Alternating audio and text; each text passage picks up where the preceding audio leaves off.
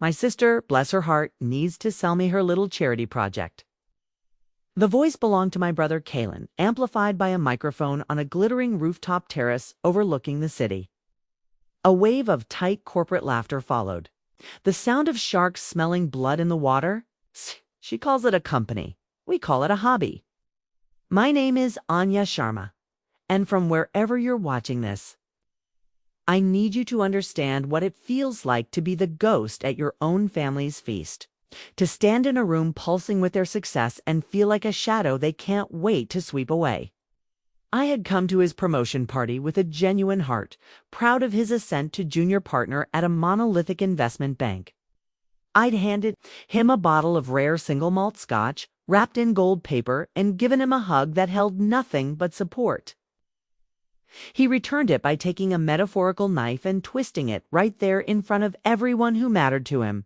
He continued, basking in the glow of the city lights and his own ego. Let's be real. Her little app is a beautiful idea, but it's sinking. I'll be doing her a favor, giving it a dignified end.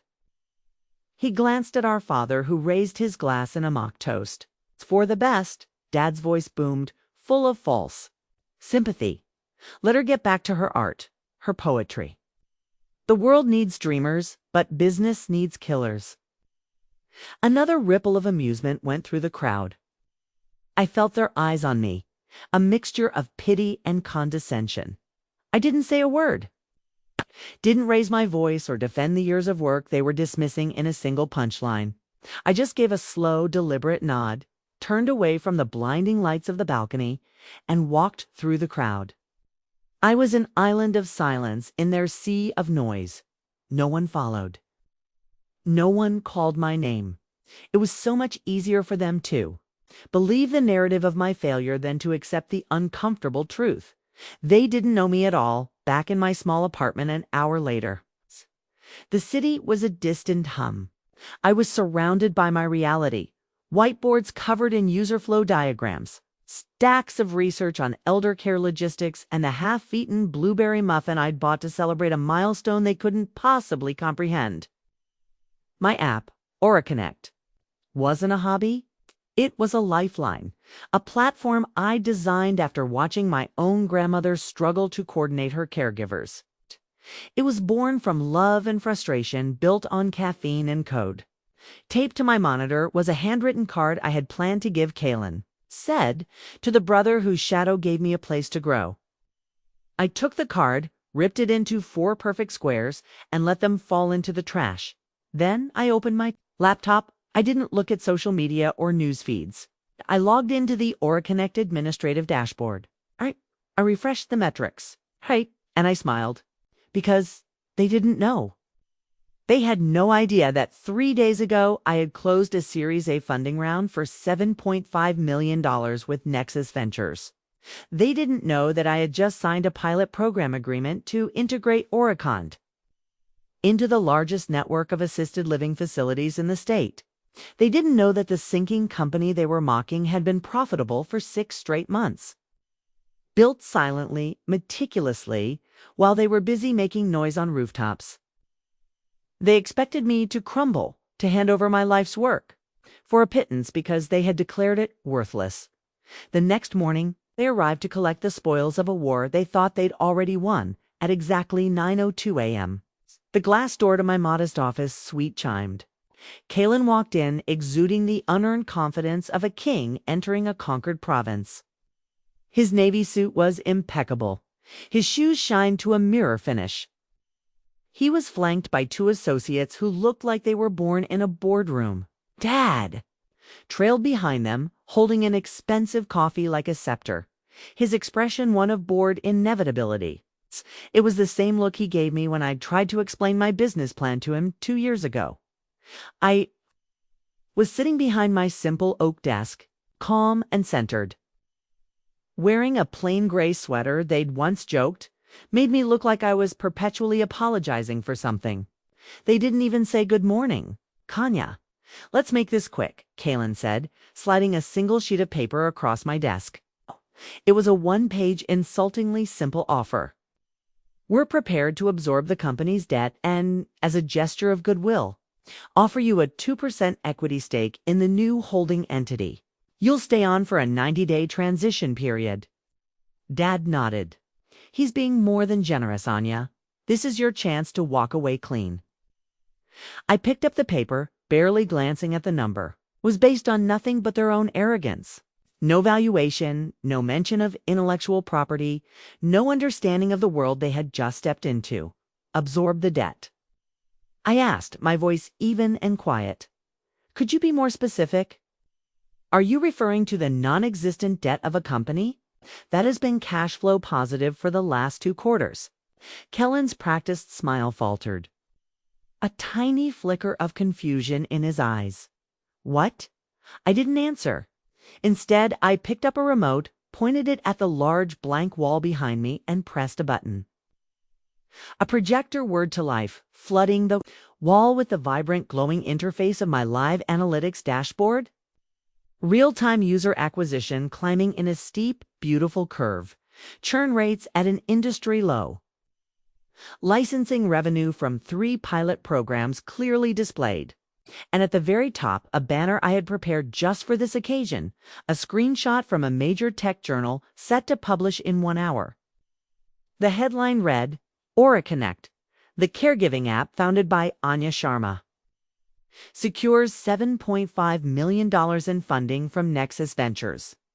The silence in the room was absolute. It was thick, heavy, and glorious.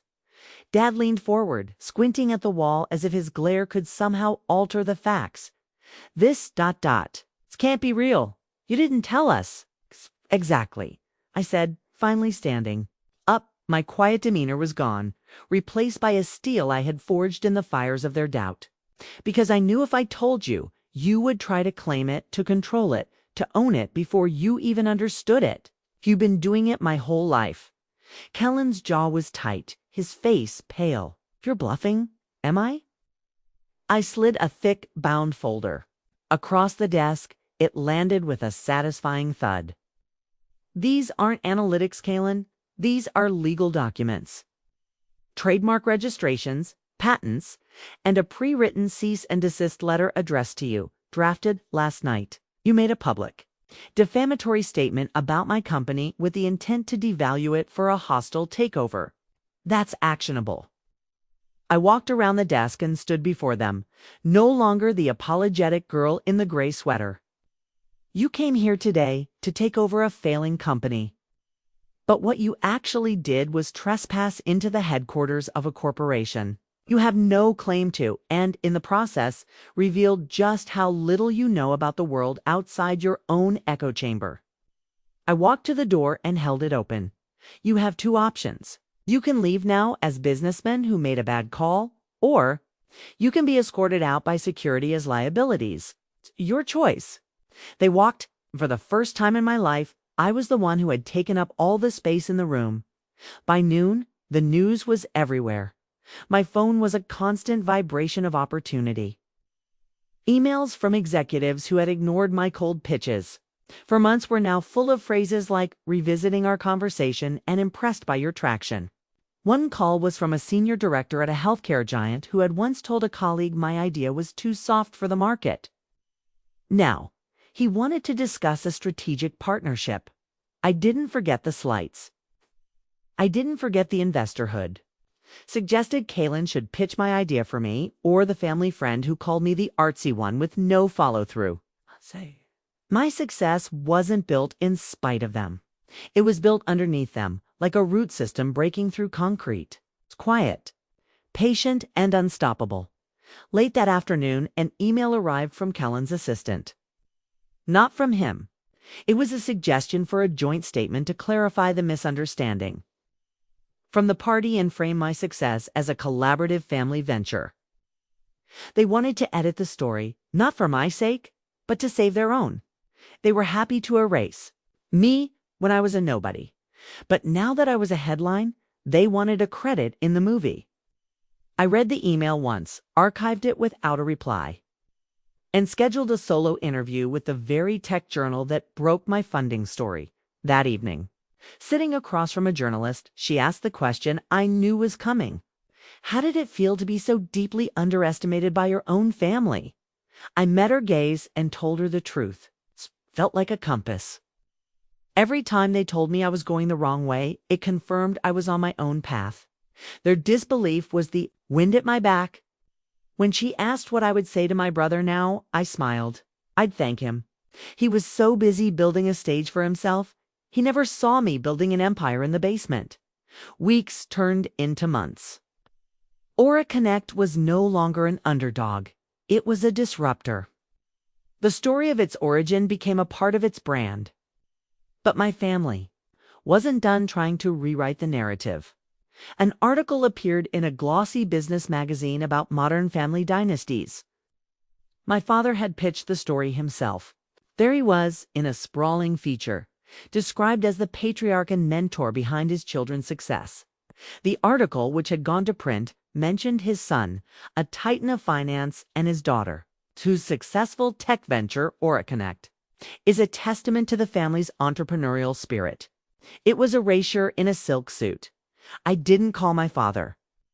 I didn't call Kaylin. I called the magazine's editor-in-chief. "I'm Anya Sharma," I said, my voice calm.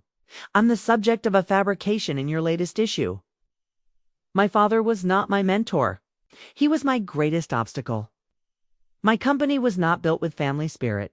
It was built in spite of its absence. I am happy to go on the record for a feature-length correction. Otherwise, my legal team will be in touch regarding the unauthorized use of my name and likeness to promote a false narrative. The next issue of that magazine featured a full-page retraction and a new article titled Anya Sharma, the self-made story they tried to erase. The final pieces fell into place, not with a bang, but with the quiet hum of an email server. Evening, an email landed in my inbox. It was from Kaylin. The subject line was empty. The body contained a single word. How? I thought for a moment about the years of dismissal, the casual cruelty, the fight for every inch of belief in myself. I thought about the rooftop party and the empty offer on my desk. Then I typed my reply, a sentence I had earned the right to write, by building something that mattered more than your opinion of it. I hit send. That night, another message buzzed on my phone. It wasn't from my family. It was an alert from the AuraConnect app. A user, a woman in another state, caring for her father with Alzheimer's, had left a review. "Thank you," it read. For the first time in 3 years, I feel like I'm not alone. This app didn't just give me a tool. It gave me back a piece of my life. I walked out onto the balcony of my apartment. The same city skyline spread before me. The air was cool and clean. The laughter from that rooftop party was a distant, faded echo. They had tried to write my story to put a period where they thought my ambition should end. But they didn't realize I wasn't writing a chapter in their book. I was writing my own. And the best part wasn't the victory. It was the view from up here, a view defined not by the people I'd left behind, but by the lives I was finally able to reach.